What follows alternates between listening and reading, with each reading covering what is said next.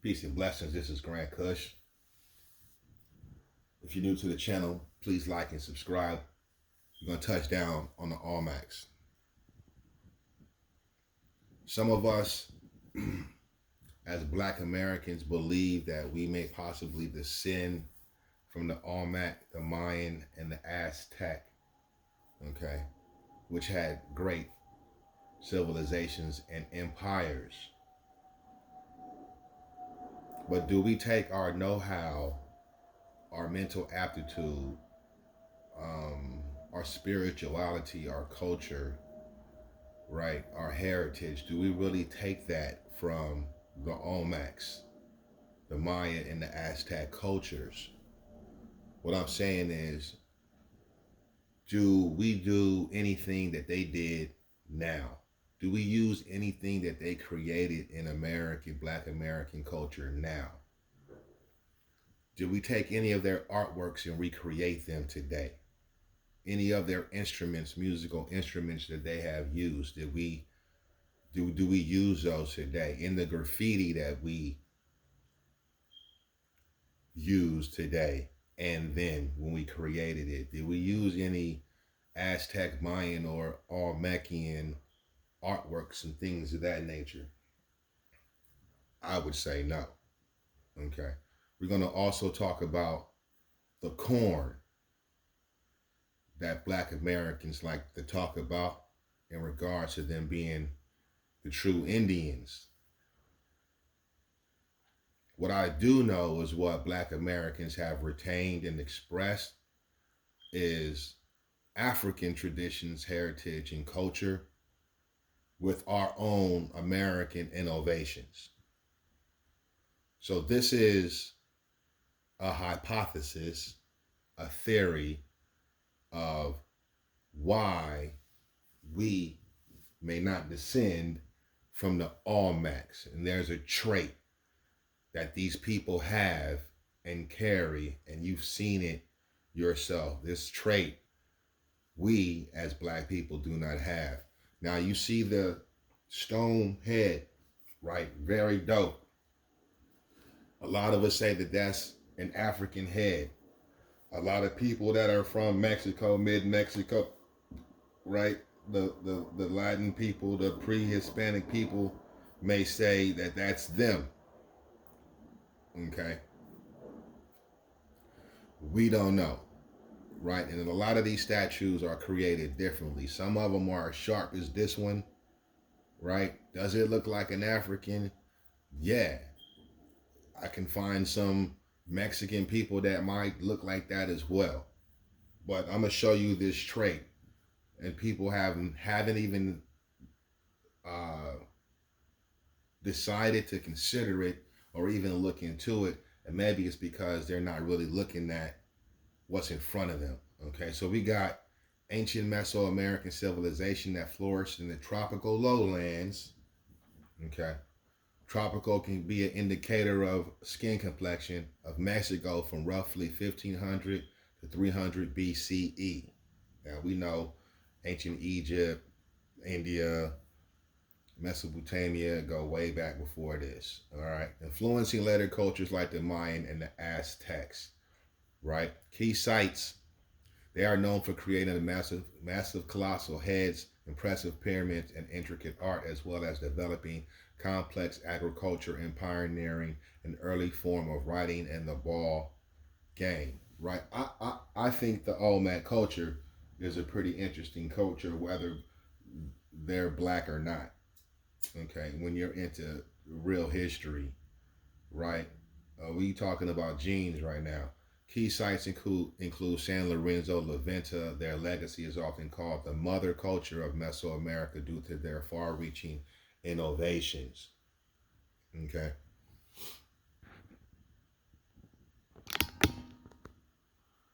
Now I'm not going to build too long on this. We're going to get straight to it. So that's the Olmec, right?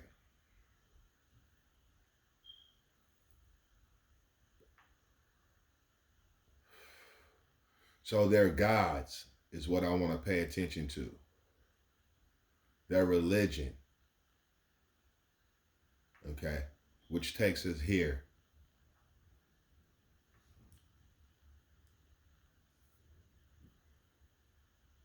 The Olmec, were jaguar, is a supernatural being or deity depicted with human and feline features such as a cleft head and almond-shaped eyes. Okay, this is what I want you to pay attention to. That these gods are described with cleft heads and almond-shaped eyes.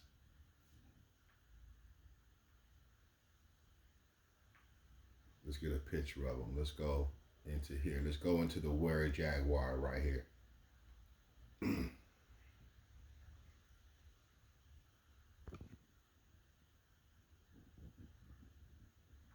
All right, you see the guy right there. So when you looked at this, what did you decipher? And I just came up with this today. I just looked into it today. And there's a reason why they're calling them cleft heads, right? Look at his mouth. Why is the mouth like this? The downturned mouth, okay? It means something. When you look at the were jaguar breakdown, were is man, jaguar, a large member of the cat family, akin to a werewolf. There's another statue with the turned mouth, right? And right here it says also combines with a cleft head.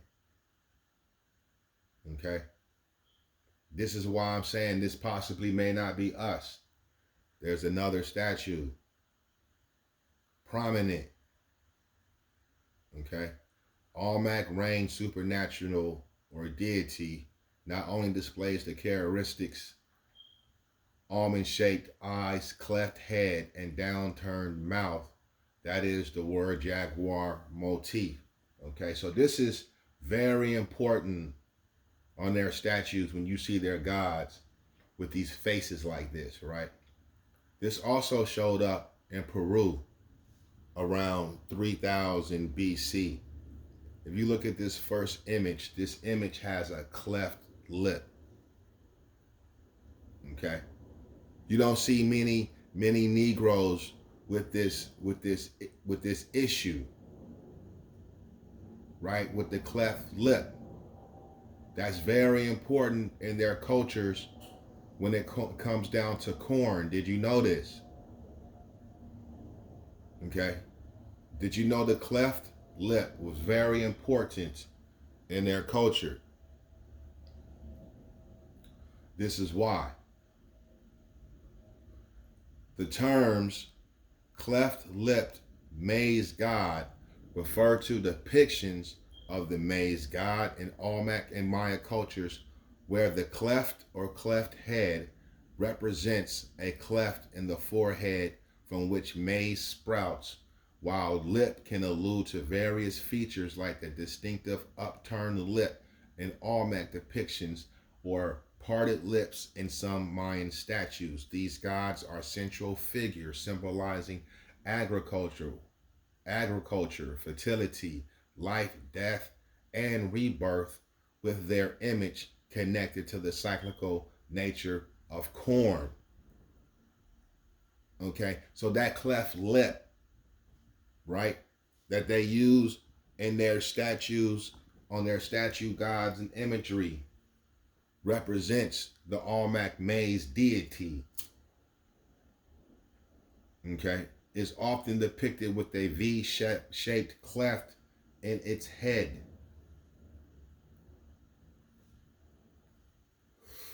Okay, the cleft head may also be interpreted as a hole in the earth for planting crops. We don't flex none of this information.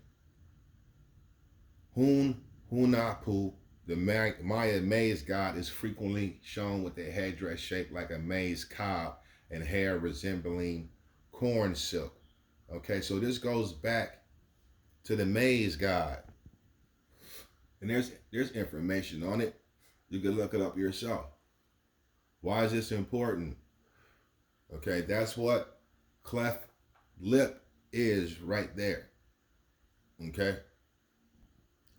Here's some scientific data on the prevalence of the cleft lip, and it shows that Native Americans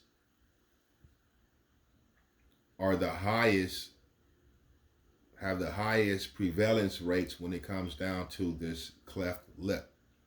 And so this was going back, this this this situation was happening over 3,000 years ago.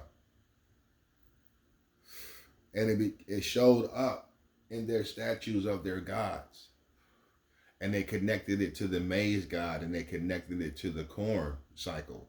Japanese second, Chinese, white Americans, Latin Americans, Africans. We don't have this issue primarily. Now, when you look at those races right there, and you go back and study their ancient cultures, and you look up the surgeries, some of their first surgeries, the first surgeries had to deal with repairing the cleft lip.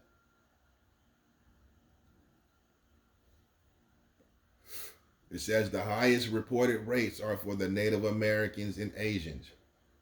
Africans have the lowest prevalence rates. You go down here, okay, the highest numbers found among the Chippewa and the Navajo, and the lowest generally in Africans.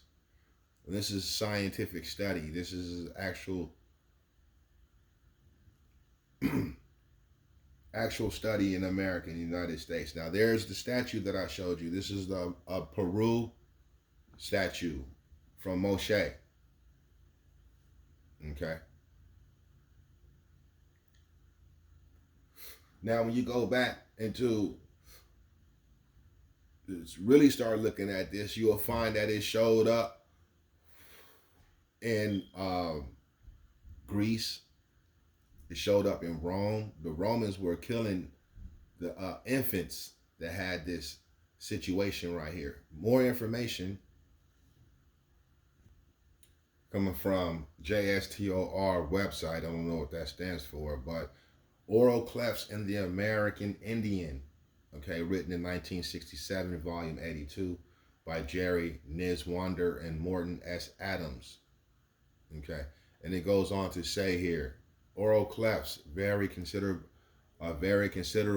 in incidence among the races. Among the major racial groups, the highest frequency seemed to occur among the Mongoloids. Miller reported rates for cleft lip and cleft palate in Indians of British Columbia almost identical to those for the Japanese. However, Tretzvin reported considerably higher rates for Indians born in Montana.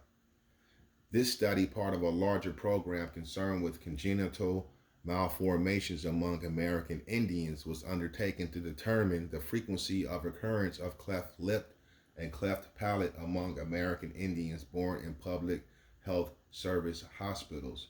So I think they were doing these tests and acquiring this data in the 60s. But let's go to the last paragraph. It says, for the cleft lip with or without cleft palate, complex the Indian frequency is intermediate between Japanese and Caucasians. However, the Negro frequency is considerably lower than that of the Indian, Japanese, or Caucasian. In contrast, the incidence of isolated cleft palate is almost identical for Indians and Japanese. The Negro and Caucasian series are similar for isolated cleft palate, with an incidence about 1/2 that of the Mongoloid groups. Okay, so that's information to back up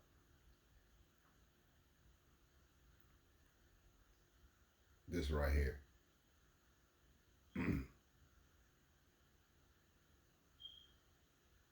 That right there. That's the same information.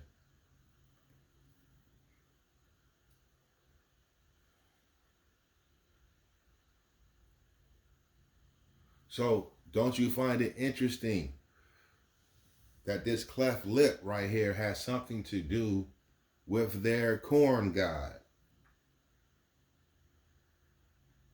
You find the cleft lip in North America. Okay, and the people that I've seen the people that I've seen that have cleft lips are Caucasians and Mexican people, Native Americans.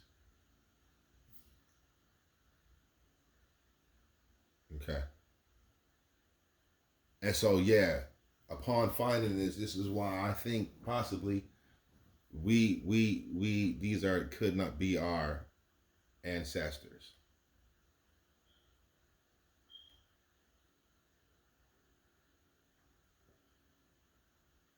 Okay, but it's still yet to be proven.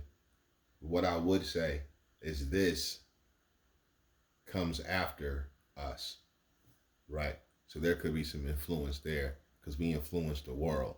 There could be some influence there, but that cleft lip is an indicator that